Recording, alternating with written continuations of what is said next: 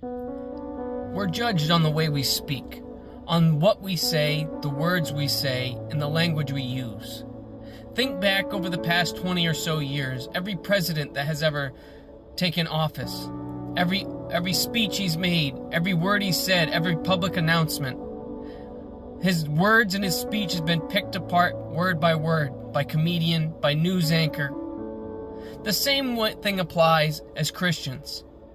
Have you ever heard someone talk and think, wow, they must be a sailor?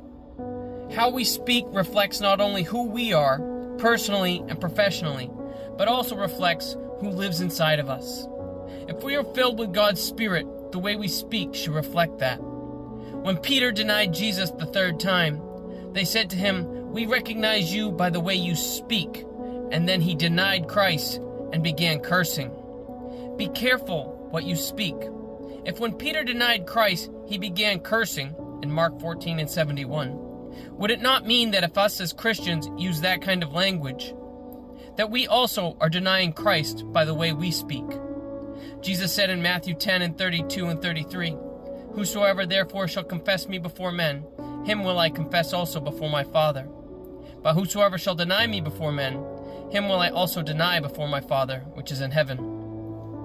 What you say is what you're judged on.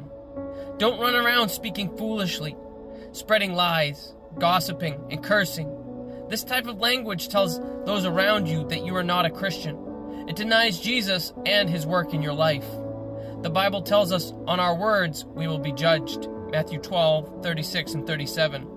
"But I say unto you that every idle word that men shall speak, they shall give account thereof in the day of judgment.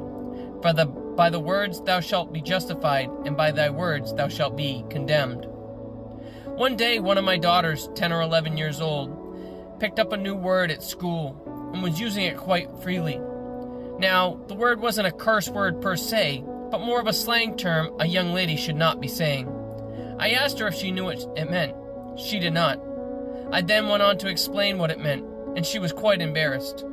I then went on to explain to her we should not be using words we don't know the meaning of.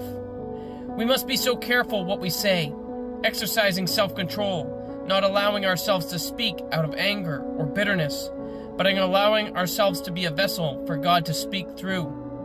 When we talk the way Jesus wants us to, people notice.